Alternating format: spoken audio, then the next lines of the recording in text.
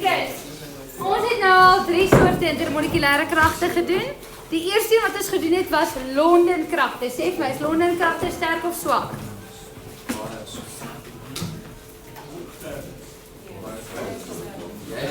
Rikus, sê weer? Blaai na jou notas, Henry, my vraag aan jou gaan wees, wanneer vind ons Londen-kragte? John-Marie, my vraag aan jou is, watter soort intermolekulêre kragte kry ons tussen molekules wat waterstof en stikstof en of suurstof en of fluoried bevat? Watter soort intermolekulêre kragte kry ons daar? En dan jou vraag Bylin gaan wees, wanneer kry ons dipool-dipool kragte? By watter soort molekules? Rikus, Londen, sterk of swak? Super swak!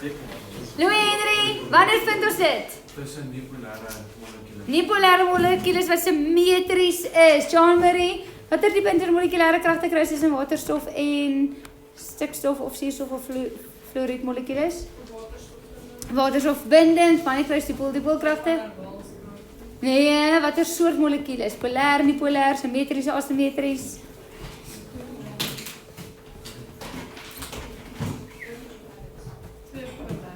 Twee polêre molekules, so asimmetriese molekules. Dan is ons by die volgende tipe kragte, ioon-dipoolkragte. En wat is 'n ioon? Dit is as raak plus of minus. Wat beteken dit as hy plus of minus het? Hy moet as doel verloor. Hy het elektrone verloor of hy het elektrone bygekry. Okay. So 'n ioon-dipoolkrag is wanneer jy 'n dingetjie het wat nie net aan die een kant positief en aan die ander kant negatief is nie. Letterlik 'n ioon is altyd positief of altyd negatief. Okay, so klaar 'n permanente magneet en dan so tussen die ioon, die positiewe en die negatiewe deel en dan die dipool. Dipool is ding wat 'n positiewe en 'n negatiewe kant. Okay. Soos byvoorbeeld as jy sien jy is 'n natrium en kloor en dan sien jy watermolekules rondom. Wanneer jy sout oplos in water, daai binne daar is nie binne nie, krag is 'n verskriklike sterk krag. Want dit is asof dit tussen 'n permanente magneet en 'n baie sterk magneet, tydelike magneet is. So daai intermolekulêre krag daar is 'n baie sterk krag. Dit sê jy sterk elektrostatiese kragte tussen permanente ione en dipole. Dit is baie belangrik in oplossings en ons skryf meeste van die tyd wanneer ons dit is sout, en dit is nie noodwendig tafelsout nie, enige sout oplos in water, kry jy ioon-dipoolkragte. Sê hulle met my. Okay, so ons het 4 soorte intermolekulêre kragte. Ons het Londen-kragte wat ons kry by tydelike dipole. So dis tussen 'n dipolêre molekule en 'n dipolêre molekule. Molekule. Sterkte, hy is swak. Ek wil eintlik vir jou sê baie swak. En sy kook en sy smeltpunte is baie laag. En ons het dit gesien daar op bladsy 2, dis sommer daar in die minus 200 en wat ook al. Is 'n regtig baie swak kragte. Jy hoef hom nie eers warm te maak nie, dan spat hierdie deeltjies uitmekaar uit. Dan het ons dipool-dipoolkragte. Dis tussen permanente dipole, dis tussen polêre molekules, polêre molekules. Hy is net swak. Hy is nie baie swak nie. Hy is eintlik, ek wil vir jou sê, hy is so in die middel, redelik. Hy is super swak nie, hy is sterkie, dit is net so daar in die middel ergens. En sy smelt en sy kookpunte is relatief laag, relatief tot wat dit kan wees. Ja, is hy laag. Dan het jy waterstofbindings en ons het vir gesê hy is baie sterk en jy in graad 11 kry hom tussen permanente dipole van waterstof en stikstof of suurstof of fluor. Dit gebeur tussen baie klein polêre molekules. Baie klein polêre molekules wat 'n hoë elektronegativiteit het. 'n Baie hoë elektronegativiteit 1N. Okay, hy is sterk, sy intermolekulêre kragte en sy kook en sy smeltpunte is redelik hoog. relatief tot die ander hoog. En dan die sterkste krag wat ons daar het is die ion-dipoolkrag. Waar kry ons dit? Dit is as sout of ione met heel moontlik water wat 'n polêre molekuule is. As jy sout wat ione is, oplos in water of polêre molekules.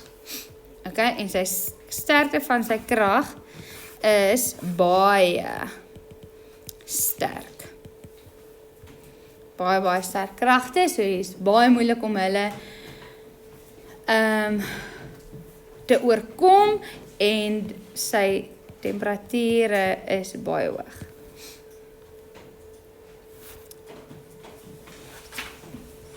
Okay, so as jy enigstens by is en wakker is, dan moet jy nou dink, okay, so waterstofbindings kry jy by water en die ion-dipoolkragte kry jy as jy sout oplos in water.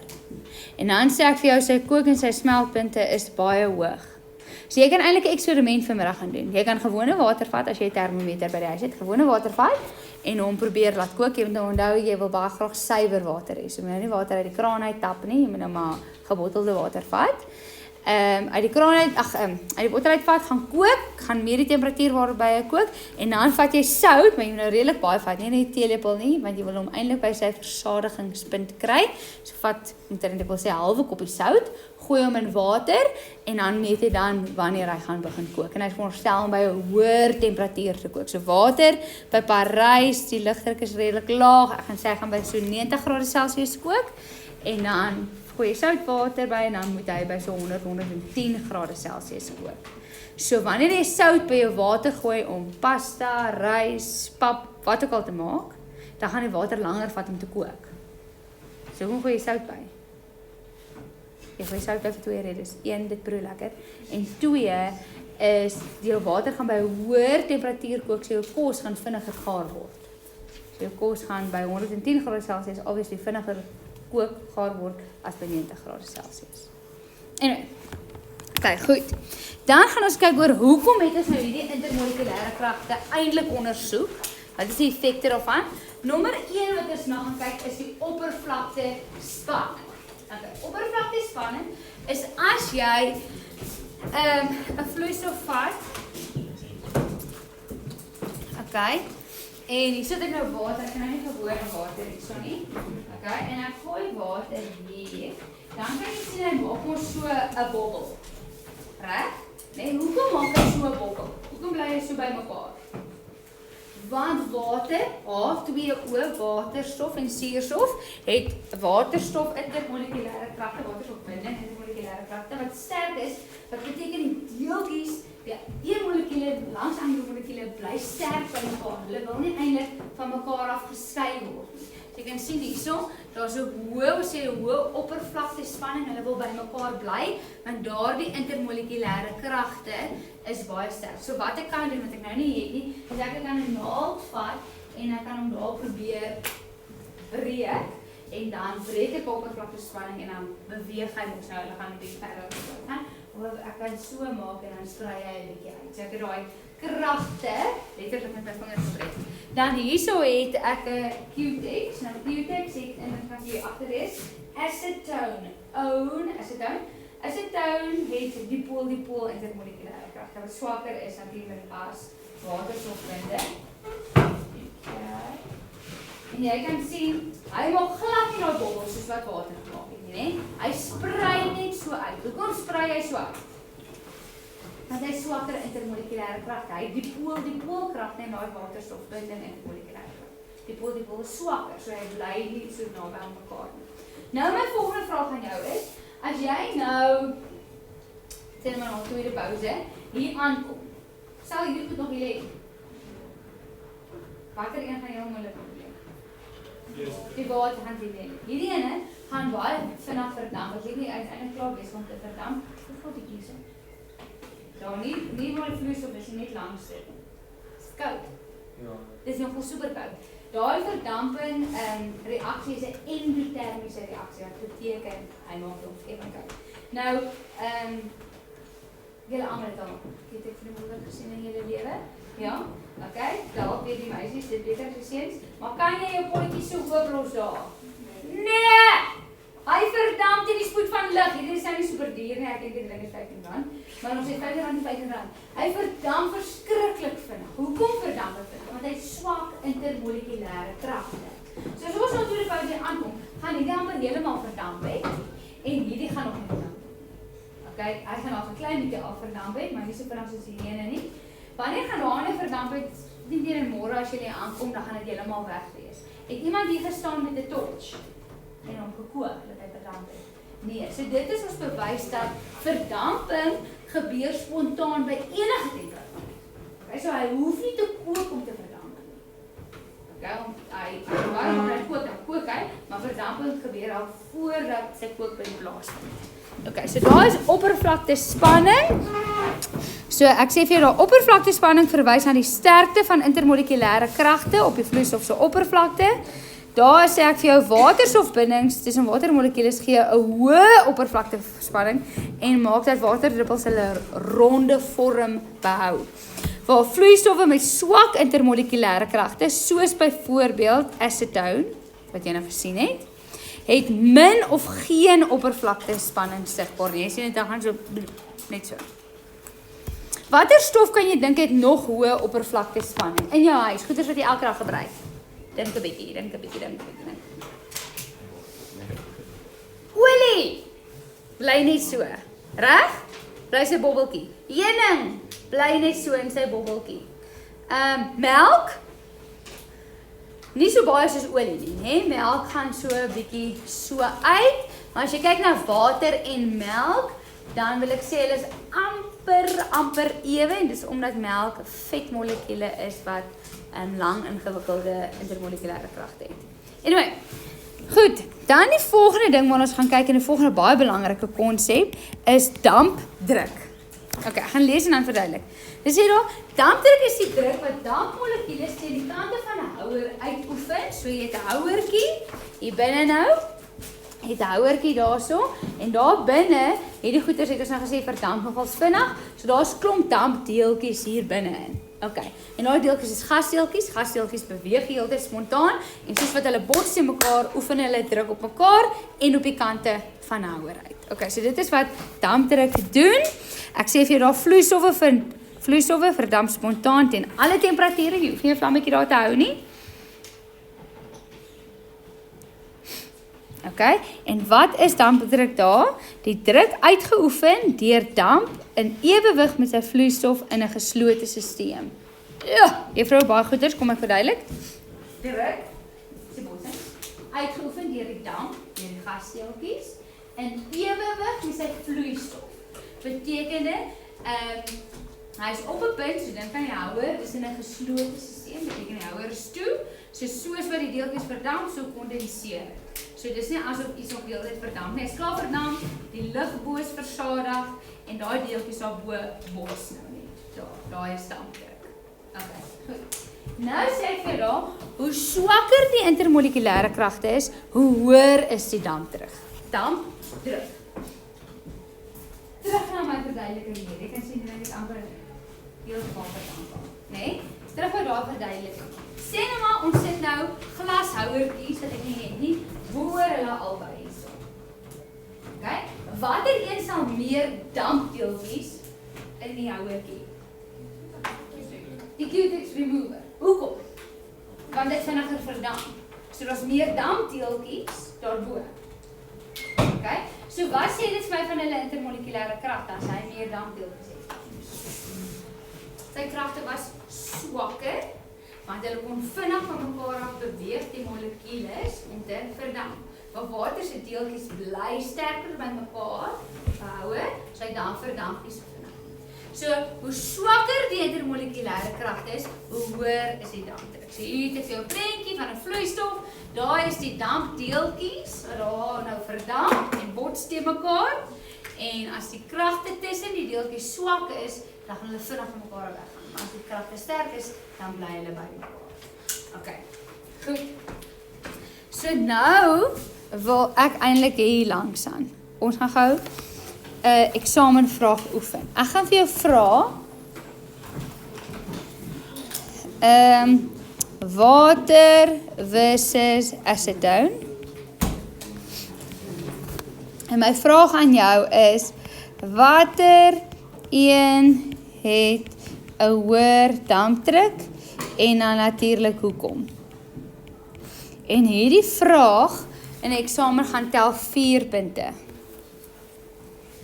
Okay. So water teenoor acetone.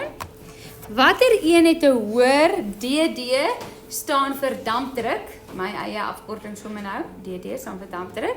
Watter een het 'n hoër dampdruk en hoekom? En ek sê vir jou hierdie vraag in die eksamen gaan 4 punte tel. En ek het aan die begin van die hoofstuk vir jou gesê hierdie is 'n matriek hoofstuk.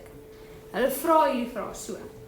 Nou wanneer jy so 'n vraag beantwoord van 4 punte, gaan jy die volgende stappies volg. Die eerste ding wat jy gaan sê is die obvious verskil. Die obvious verskil. Nou die obvious verskil hierso, gaan jy nie sê die een is acetone en die ander een is water nie. Die hoofstuksnaam is intermolekulêre kragte. So die obvious verskil hier gaan wees, die een het hierdie soort intermolekulêre kragte, die een het hierdie soort intermolekulêre kragte. So dis jou obvious verskil. Dan, die volgende ding wat jy gaan oor praat, is die sterkte van die intermolekulêre kragte. So jy gaan sê, hierdie een is sterker as hierdie ene.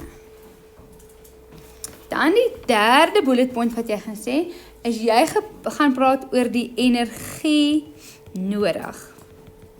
So jy gaan sê, meer energie word nodig, minder energie word nodig, en daai derde bullet point, sy sin, genoem ek die golden sentence, want jy gaan hom woord vir woord skryf soos wat ek hom vir jou gaan gee. Die golden sentence. Okay, as jy hom anders gaan neerskryf, gaan jy nie punt kry nie. En dan die vierde ene is jou gevolgtrekking wat jy gaan maak. Of die vraag nou in eksamen 3 punte tel, 2 punte tel, 1 punt tel, jy gaan die 4 goed gaan neerskryf. Hoekom? Want die Mark sê so en ek altyd reg. En nommer 2 is, jy weet nie in eksamen waarvoor hulle gaan punte gee nie. Elke eksaminator is anders. So party eksaminatore gee 1 punt vir bullet point 1 en 2. En party gee 2 punte daarvoor. Okay, ek weet nie hoekom hulle almal so verskillend is nie. Hierdie hoofstuk is chemie en chemie mense is interessant. Kom ons sê maar net so. En ek self is 'n chemie mens, so ek weet dit. Okay. Goed, so as ons kyk na hierdie twee. Eerste bullet point. Wat is my obvious verskil? So hier het jy nou nie voor die tyd geweet waar die hel, watter soort intermolekulêre kragte het acetone. In 'n eksamen gaan dit 'n molekuule wees wat jy gaan kan uitfigure. Hierdie is dipool, hierdie is Londen wat jy gaan sy Lewis-struktuur gaan teken en jy gaan sien as hy symmetries of nie. Jy het obviously nou nie geweet wat is acetone nie. Ek het jou nou gesê wat het acetone. Okay? So in eksamen gaan dit nie so super moeilik wees nie. So jy gaan hier sê water het waterstofbinding intermolekulêre kragte en acetone het dipool intermolekulêre kragte. Alhoewel jy 2 feite nou hier genoem het, tel dit 1 punt. Okay? Dan die volgende bullet point is wat nou weer, jy moet praat oor die sterkte van die intermolekulêre kragte. So wat sê jy is sterker? Waterstofbinding. So jy gaan sê waterstofbinding is sterker as dipool.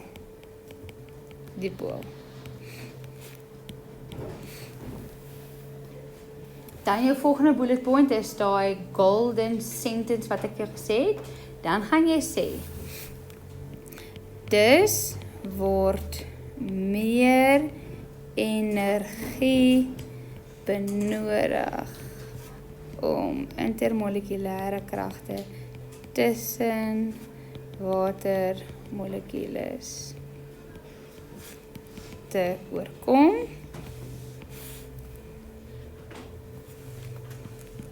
En die laaste sin gaan jy sê, dus het water 'n nee, ek wou eintlik nog 'n sin daarby gesit het. Dis verdamp water teen 'n laer tempo. Dis is sy dampdruk laer. Die vraag is eintlik wat sê jy hoor dampdruk. Anyway.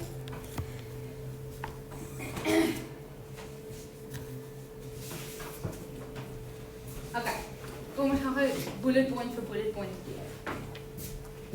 Eerstens het ek gesê wat is die obvious verskil? Okay, obvious verskil in hierdie hoofstuk, die hoofstuk van intermolekulêre kragte. So die obvious verskil het te doen met hulle intermolekulêre kragte. Waterstofbinding, hoe al weet jy dit? Jy het dit gaan leer. Acetone dipol kragte, hoe weet jy dit? Ek het dit jou gesê. In eksamen gaan hulle sê maar vergelyk met metaan. Waar jy as metaan nou weet? Metaan is CH4 wat jy kan gaan teken en dan sien jy hy is 'n meterse molekuule, jy gaan sien met 'n tetrahedriese vorm, dan jy sien 'n Londen intermolekulêre kragte. Okay?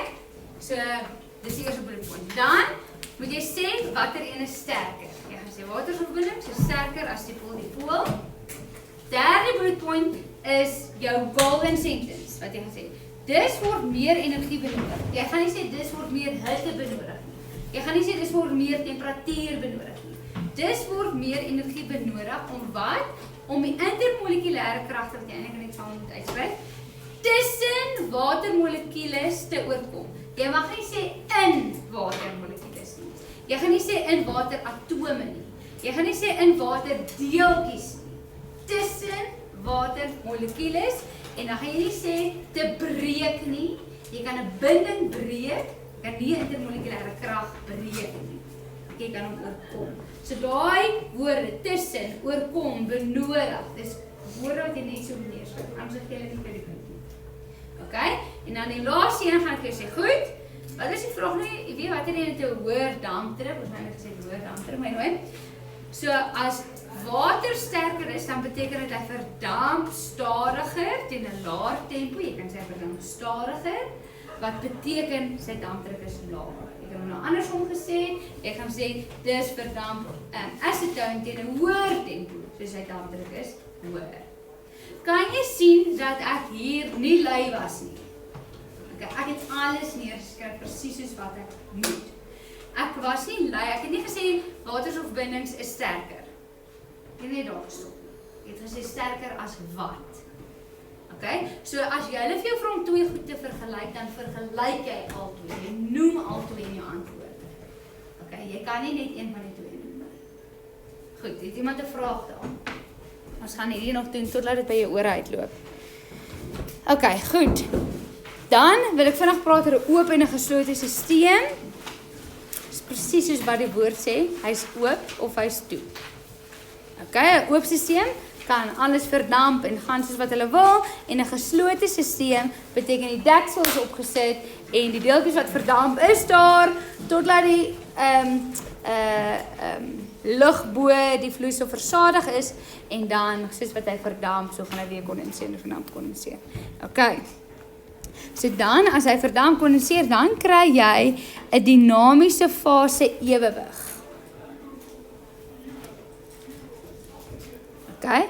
Wat beteken dat die vloeistof en die dampdruk bly konstant, want soos wat 'n deeltjie verdamp, so kondenseer dit. Verdamp, kondenseer, en daar is nie meer plek daarbo vir nog goed om te verdamp nie.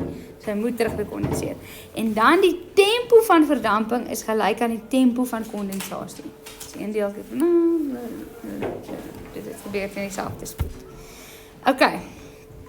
Oei, dis die vraag wat ek nou net gedoen het. Verduidelik hoekom die dampdruk van kloroform hoër is as die van water. Verduidelik hoekom die dampdruk van kloroform hoër is as die van water. En dit is 'n vraag in 'n eksamen. So jy moet weet hoe lyk kloroform. Okay? Nou, hulle sal vir jou in die eksamen sê, verduidelik hoe die dampdruk van kloroform en dan gaan hulle hom vir jou gee in 'n hakkie. Hulle gaan sê eers nou moet ek self moet dink hoe lyk hy nou weer. Ek wil vir jou sê Ek kan nou nie onthou of hy 3 het en of hy 4 het nie. Ek dink hy lyk so.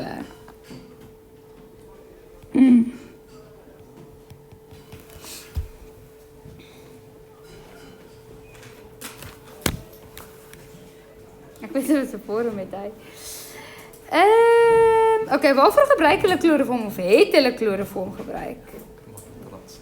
Sê weer? Gebruik dit om my uit te laat slaap. Ja, dit is 'n narkose middel, maar hulle het agtergekom, ag, jene chloris, waar is die chlorin? Hoekom het ek fluorin? Dit is, hulle het agtergekom, dit is 'n giftige middel.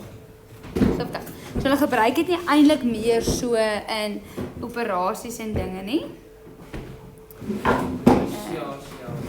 CHCl3. Okay.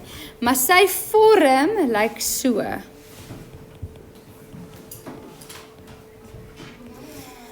So wat 'n vorm het hy? Tetrahedries. En 'n tetrahedriese vorm is dit is simmetries. Ek wonder of hy oop is. As hy oop is, gaan ek julle nou wys. Ag, dalk moet ek julle maar net wys.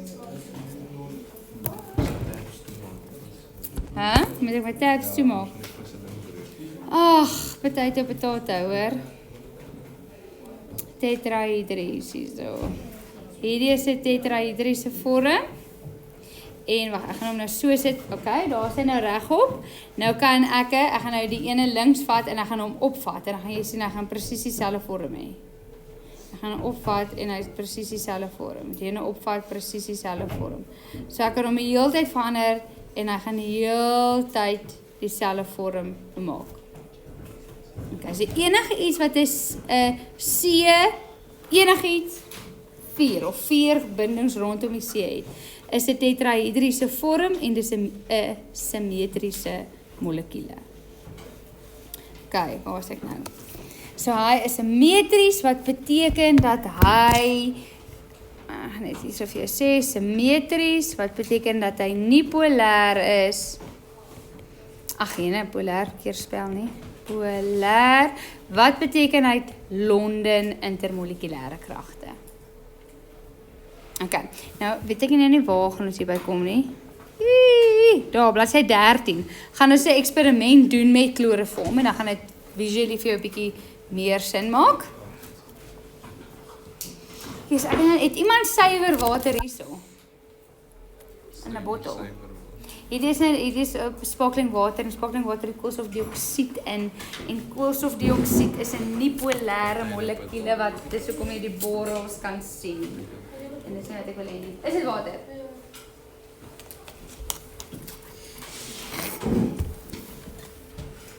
Ja, hoor is te veel. Ek gaan jou probeer gebruik. Okay, so wat ek gaan doen, en ek weet nou nie hoe lank dit gaan hou voordat dit verdam nie. Dan gaan 'n klein bietjie water hierin gooi en dan gaan ek gaan dit omstuur en dan gaan ek van hierdie cubes oor hierin sit. Ja, nee, hy gaan nou nie lekker werk nie.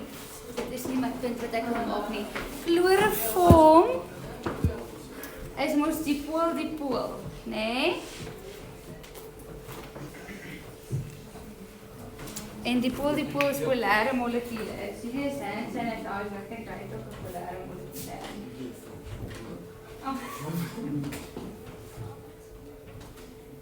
Ja, ek kan seker nou oplos, nee, wat is dit?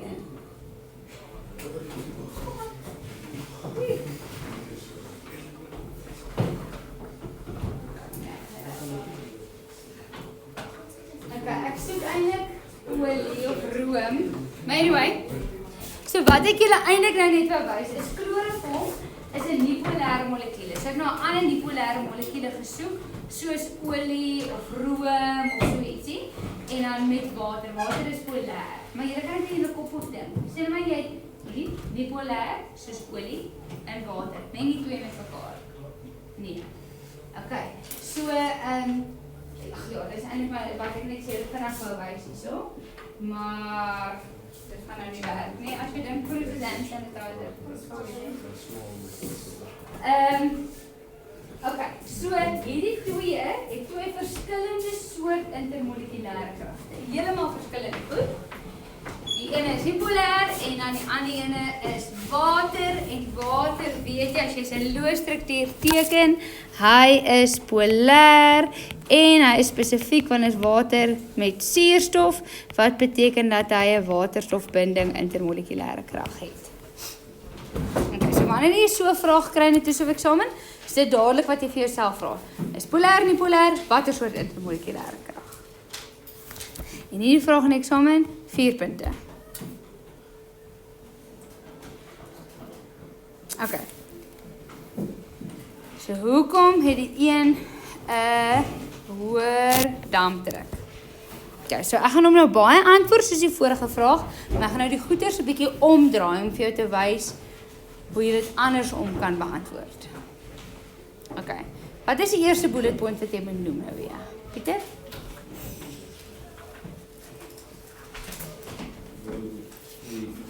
Die obvious verskil. Wat is die obvious verskil tussen die twee?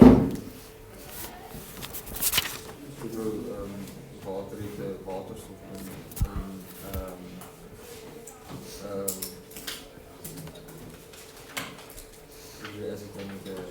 As dit nou chloroform het?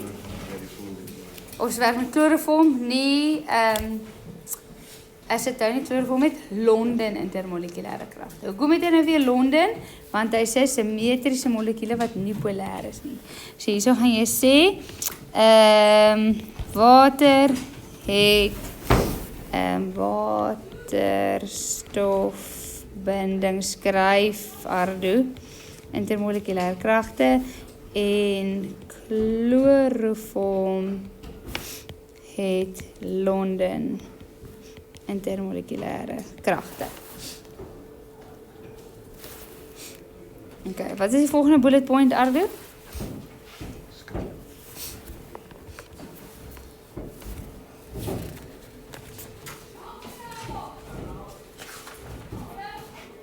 Dit is die sterkte van die EFK's. Wat is een sterker?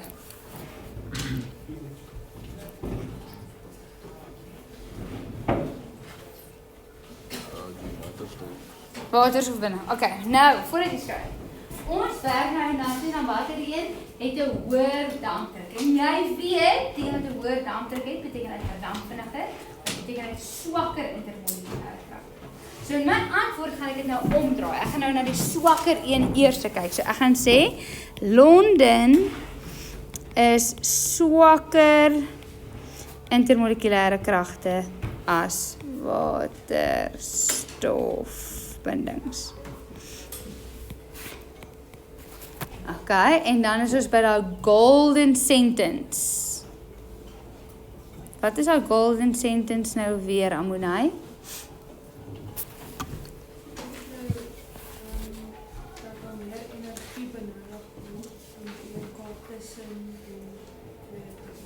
Wat is dit twee? Okay, so maar nou, weet ons gaan na een met 'n hoër dampdruk, wat beteken hy swakker kragte, so nou wil jy oor die swakker een praat. So nou gaan jy sê, dit wil sê, Londen intermolekulêre kragte benodig minder energie om die intermolekulêre kragte tussen wat is die chloroform molekules te oorkom. Mag jy sê breek? Om die kragte te breek? Nee. Mag jy sê binne die molekules of in die molekules? Nee. Okay. So jy kan sien ek het weer die golden sentence gesê, maar ek het hom nou net omgedraai. Ek het nou gesê, so die Londen kragte benodig minder energie om die intermolekulêre kragte tussen chloroform molekules te oorkom. En dan die laaste bullet point gaan jy jou gevolgtrekking maak. Dus verdamp chloroform vinniger en het hy 'n hoër dampdruk.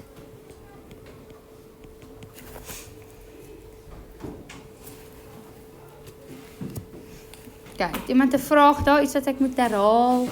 Want ek weet ek gaan nou baie vinnig.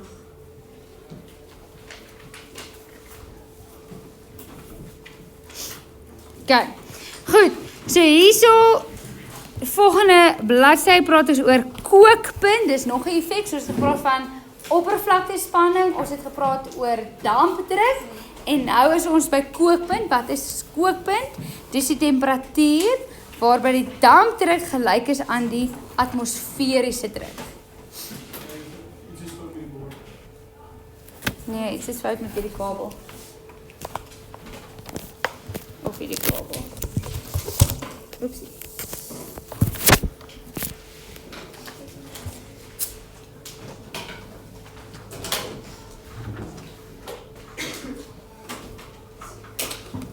United States Air Force logo. Dit is seker die by die prentjie. Of hierdie kabel internet. Te veel kabels. Ek dink ek is moeg. Wat het jy gedoen? Ek sien vir hierdie ding is warm. Ek voel hoe warm is dit. En luister. Dis 'n frisse tyd. Okay, kom ons maak hom iets staan. Okay. Goed, so ek het kookpunt. Het ek kookpunt vir die laaste jaar verduidelik of was dit die afloosjuffrou? Okay, nou nie. Kom ek verduidelik hom weer. Okay, so die definisie sê daar, dis die temperatuur. So as jy die woord in die woord temperatuur by die definisie uithaal, kry jy 0 uit 2. Okay, moenie woord se temperatuur. Dis die temperatuur waarby die dampdruk gelyk is aan atmosferiese druk. Okay, so ons het hier 'n houer met jou vloeistof in. En jou vloeistof gaan spontaan verdamp, het ek vir jou gesê. Okay? So daar verdamp jou deeltjies. En daar is dan dampdruk. Wat is dampdruk? Dis die dampdeeltjies wat druk uitoefen op die kante van die houer en. Maar hier rondom ons is daar tans atmosferiese deeltjies, né? Nee, rondom jou is lug, suurstof, koolstofdioksied. Dis party van julle gepoep het, metaan en waterstofsulfiet. Klomp goed. Stof. Okay, so daar is atmosferiese druk en die atmosferiese druk verskil van plek tot plek.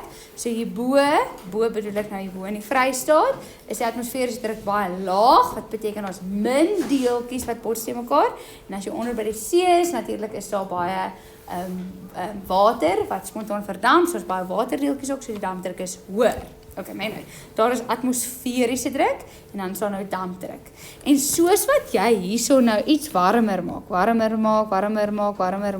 so gaan hierdie obviously mos nou meer verdamp, né? Nee?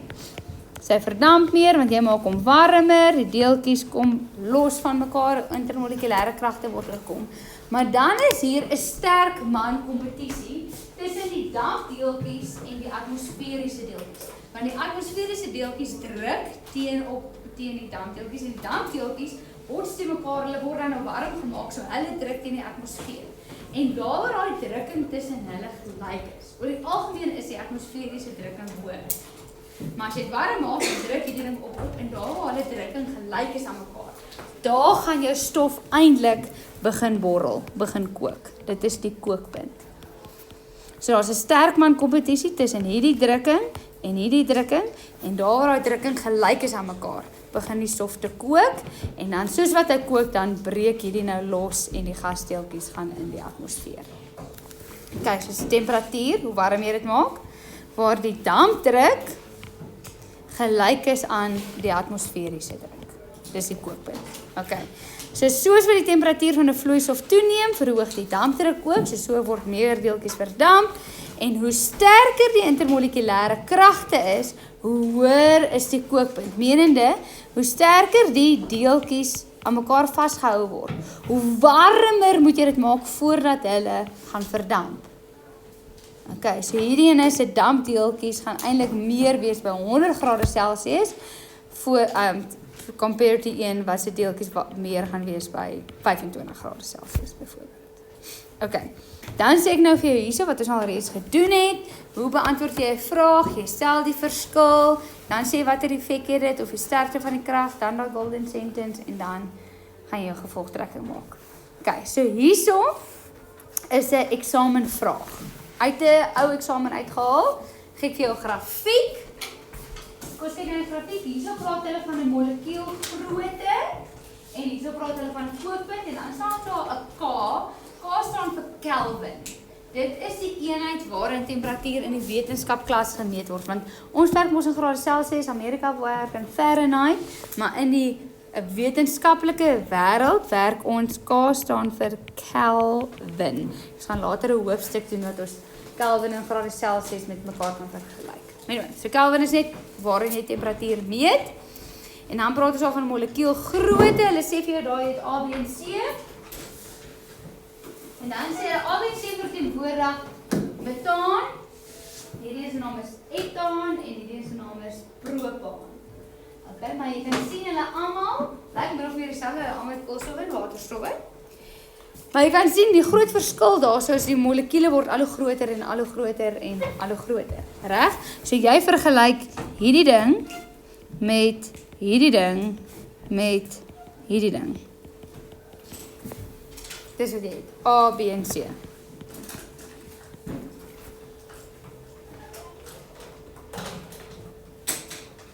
Okay, hulle is almal gasse. En nou sê hulle vir jou, goed, jy het 'n houer met klomp van hierdie gasse. Klomp van hierdie, klomp A's, klomp metaan. Dan het jy 'n ander houer met klomp van hierdie molekules, etaan, en dan het jy 'n houer met klomp van hierdie molekules, propaan. En nou sien jy dat hierdie verskillende houers het verskillende kookpunte. Okay, en hierdie moet eintlik minus wees, maar okay, nou sien jy dit. Goed, en nou is die vraag daar, beskryf die neiging, tendens, patroon, tussen die kookpunte van die verbindings en die molekuulgrootte soos dit in die grafiek aangedui word. Okay. Wat is jou heel eerste vraag wat jy vir jouself moet vra? Wat is die hoofstuk se naam? Intermolekulêre kragte. So jou vraag aan jouself is, watter soort intermolekulêre kragte het hierdie deeltjies? Hoe lyk hulle vir julle? Simmetries? Ja? Ja? Ons is besig met hierdie goed. Hierdie koolwaterstowwe, hierdie ene met hierdie ene met hierdie ene. Ek het hulle hierso vir jou geteken. En vir jou gesê, hulle is very much symmetries. Hulle is nie polêre deeltjies en hulle almal het Londen-kragte. Okay, so hierdie is die tweede keer wat ek dit vir jou sê. Wat beteken jy moet dit weet vir 'n toets of 'n eksamen? Okay, so hierdie molekules, as jy so hulle sien, koolwaterstowwe, hulle is symmetries. Wat beteken hulle het Londen intermolekulêre kragte. So hulle almal het Londen intermolekulêre kragte. So kan dit die obvious verskil wees? Nee, hulle almal het presies dieselfde kragte. So wat is die obvious verskil dan? Die grootte. Onthou jy toe ek gesê het ons vergelyk helium met argon, toe sê ek vir jou helium is so klein en argon is so groot. En soos ek vir jou helium, as die elektrone per ongeluk albei aan hierdie kante is, dan is dit 'n -2 en 'n +2. Maar as argon al die elektrone per ongeluk aan die een kant is, dan is dit 'n 18. 'n +18 en 'n of 'n -18 en 'n +18. Hoor julle dit? Ja. Ek het nog so gedans hierso en onthou ek het 'n kort film aangehaal van my maag het uitgesteek die hele tyd. So ek het daai dag vir hulle gesê, wanneer jy 'n groot molekuul het, dan kan die elektrone vir 'n splitsekonde, vir 'n oomblik almal aan die een kant wees. Wat beteken hy gaan vir 'n splitsekonde aan die een kant negatief wees en aan die ander kant positief wees. Wat beteken hoe groter molekuule is, gaan hy vir 'n splitsekonde 'n groter magneet vorm. Onthou julle dit? Okay. Dan wat hulle nou nog iets daar gesê het, 'n groter magneet vorm. Ek wil graag weet wie die ondersoek. Wat is die afhanklike, veranderlike, onafhanklike, veranderlike en konstante?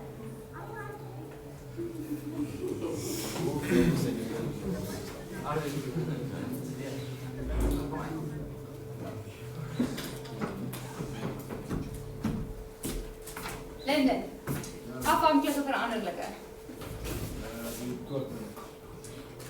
Die kookpunt, so afhanklike, veranderlike is nou wat afgaan, of is die ding wat jy wil bepaal, dis die kookpunt. Leander, die onafhanklike, veranderlike is, molekuulgrootte. Wat is die konstante, Amorey? Die intermolekulêre kragte. Hulle het almal Londen intermolekulêre kragte. Of hulle is almal semesteriese molekules of hulle is almal koolwaterstowwe. Hulle almal dieselfde tipe molekule. Okay. Jy kan nie 'n groot molekuule vat wat Londen kragte het en dit vergelyk met 'n klein molekuule met waterstofbindings. Want dat jy die grootte verander en jy die soort intermolekulêre kragte. Okay. Goed, het jy hier neergeskryf soos wat ek gepraat het? Wat het ek gesê, weet jy? Nou. Okay. Goed, so die eerste vraag daar is, beskryf die neiging tendens patroon tussen die kookpunt van die verbindings en die molekuulgrootte. Jy kan sien hier is 'n reguit lyn grafiek. Wat beteken ons sê hulle is direk evenredig aan mekaar. Okay? Maar voordat jy skryf, daar is nie op jou datavel 'n formule wat kookpunt vergelyk met molekuulgrootte nie. En as daar nie 'n formule is nie, dan mag jy nie sê hulle is direk evenredig aan mekaar nie. Jy mag dit net sê as daar 'n formule daarmee saamgaan. Maar wat jy kan sê is soos molekuulgrootte toeneem, neem kookpunt toe. Okay, so jy kan het beskryf in woorde, maar jy mag nie die woord direk evenredig sê nie. Moenie my vra hoekom nie, dit is die slim mense wat so besluit het. Ja, okay. En nou sê hulle, jy moet dit jou stelling verduidelik. Hulle sê, verduidelik jou antwoord deur te verwys na molekuulgrootte, tipe en sterkte van intermolekulêre kragte. Okay, so dit is dan nou hierso, wat jy daai 4 punte gaan noem. Hierdie vraag gaan eintlik 3 punte tel. Maar jy gaan nou 4 bullet points noem. Hoekom gaan jy die vraag 3 punte tel? Want jy het eintlik klaar 1 punt hierbo geantwoord. Okay, maar jy gaan nog steeds jou patroontjie sê. So, Amorey, het jy iets geantwoord nou net? Jy het, wat is die eerste bullet point wat jy gaan sê? Oh, die obvious verskil. Nou, wat is die obvious verskil? Die grootte. Maar juffrou, nou het ek 'n bietjie van 'n probleem, want voorheen het ons gesê, DNA dit. Maar nou het ek 3 molekules. Okay. So nou kan jy dit in 2 maniere beantwoord. Jy kan of A met B vergelyk, A met C vergelyk en B met C vergelyk. Hoorbaar, hè? Of jy kan die tendensie patroon beskryf. So jy gaan sê van A tot C, dan van A tot C, So as jy sê A dit en B dit, dan moet jy A met B, A met C en B met C vergelyk. Maar as jy beskryf van A tot C, dan hoef jy nie hulle almal te doen. Okay.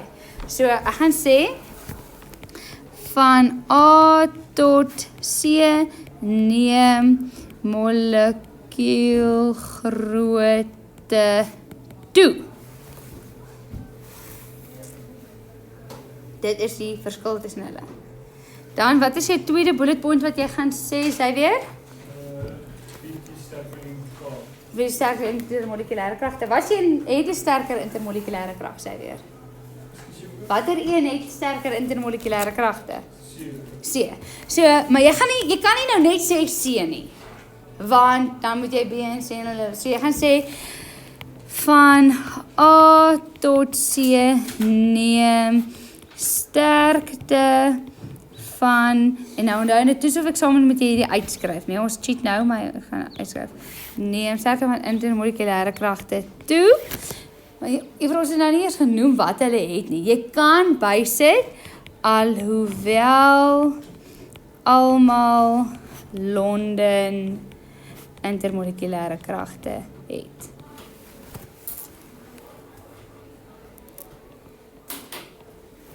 Okay, wat is jou derde bullet point wat jy gaan noem, Dian? Jy kan ook net sê dis meer energie wat benodig word om krag te Watter molekules? Sê weer?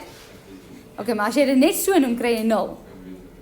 Okay, so weer eens gaan jy sê, dis neem energie benodig om intermolekulêre kragte tussen molekules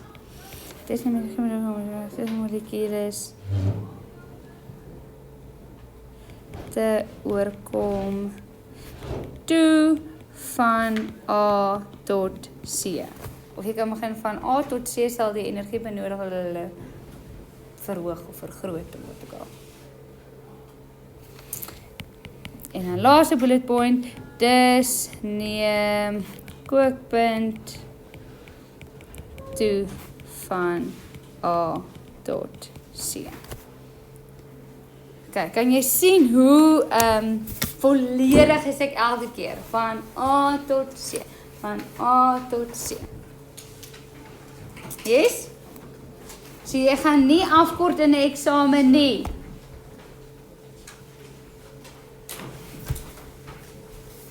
Okay. Goed. Ja, kan. Okay, dan die van julle wat al omblaai, kan kyk op die volgende grafiek. Gaan kyk wanneer lê die klok. Oor 5 minute. Ek kan nog 'n bladsy doen. Okay. As jy kyk na die volgende grafiek, jy smile. Ja, van grafieke. Grafieke gee vir jou ekstra inligting visueel. Kom ons kyk vir daar. Hierso gee hulle vir jou temperatuur. Dis die temperatuur toeneem teenoor druk. Okay, die druk daar is in kilopascal. Heinrich. Ek bedoel jy net se maat my soos gebeur. Dis hoe ek Okay, maar okay, goed, teenoor druk. Okay, so wat jy hierso kan sien is, kan jy maar net so baie dat dit nou. Okay, so jy kan sien daar dat soos wat die temperatuur toeneem, kyk ons dink hoe word temperatuur neem toe, jy maak dit warmer. Jy het verskillende stowwe. Wat gebeur as jy dit warm maak enigiets in jou kop? Jy dink hy gaan meer verdamp en dan kook, né? So neem die damp terug toe. So dit maak vir ons sin obviously, maar as dit warmer maak, so is daar meer dampdeeltjies maar dit het meer verdamp. Nou wil ek gou vergelyk hoe dit vervaar. Okay, hier's etieler, dit in jou kop kan jy dink is dieselfde as acetone. Okay, etieler kan jy sien in jou kop is dieselfde as acetone. Daar skryf jy daarbo, acetone. Etieler sê presies dieselfde nie, maar hy dieselfde tipe intermolekulêre kragte. Okay. Sê weer? Nee. Dan die volgende ene sien jy is etielalkohol, dis etanol. Okay, dis alkohol, suiwer alkohol. Nou julle het nog nooit alkohol eers geproe in julle hele lewe nie. Maar suiwer alkohol sal jou doodmaak. Dus jy kan in jou kop dink aan mampoe. Okay? Dan die volgende daar is water. So alkohol het die pool sterk die pool. Jy kan sê die pool en jy kan sê waterstof, die pool waterstof. Binne dan het jy water daar en dan sien jy etielglycol. In jou kop kan jy dink aan glyserien of in jou kop kan jy skryf olie. Selfde tipe intermolekulêre kragte. Okay. Nou so deur na hulle almal te kyk, julle moet nou maar net deur die geel kyk. Watter een dink julle het die sterkste intermolekulêre kragte? Olie. Want jy kan sien daar sy dampdruk is baie laag, al is die temperatuur verskriklik hoog. Wat beteken hy het nog nie verdamp nie. Wat beteken hy is nog nie eens naby aan kook nie. Hy is nog 'n vloeistof. Okay? Wat is die definisie van kookpunt nou weer in Charles?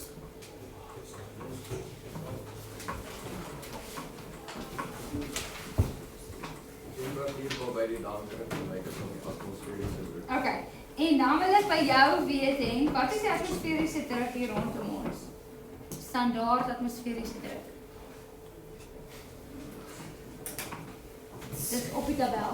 Dit is nie 101,3 nie. Yes, pragtig. So, standaard druk is 101,3 kilopascal. Dit is atmosferiese druk. Okay, so min of meer het hang af waar jy is in die wêreld, maar dit is standaard atmosferiese druk 101,3 kilopascal. So kom ons dink gou vinnig.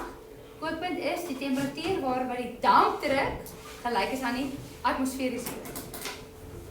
So, as die atmosferiese druk 101,3 kilopascal is, dan hier waar hierdie dampdruk hom kruis, daar kook die stof. So hier waar hierdie dampdruk die atmosferiese druk kruis, daar kook hy. Ons check gou water, dampdruk, atmosferiese druk, pragtig 100°C, dit is die definisie van kookpunt. Okay, goed, so julle weet nou hoe om hierdie grafiek te lees. Nou vra ek vir jou, of ek sê daar, standaard atmosferiese druk is 101,3 kilopascal. Wat sal die kookpunt van etielalkohol wees by hierdie druk? So ons gaan kyk hierso, etielalkohol, daar's hy. By 101,3, so dis net so onder die 80.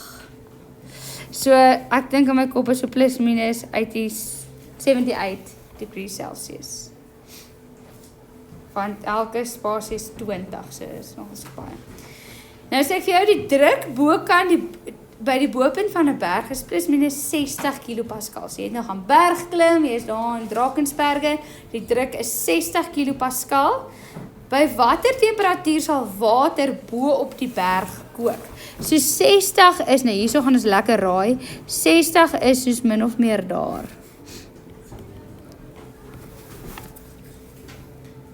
En water is daar. So die helfte is 90, so wat is daar? 86, 88, 87. Almal se gaan 'n bietjie verskil, né? Dit hang af nou waar jy jou strepe getrek het. Maar dit is so tussen, ek gaan sê dis tussen 85 en 90°C. Nee, wag. Jou huiswerk is. Jou huiswerk is op die laaste bladsy. Ek voel ek het al hier huiswerk gegee. Bladsy 17. Vraag 1. Vraag 2, vraag 4, 1, 2 en 4.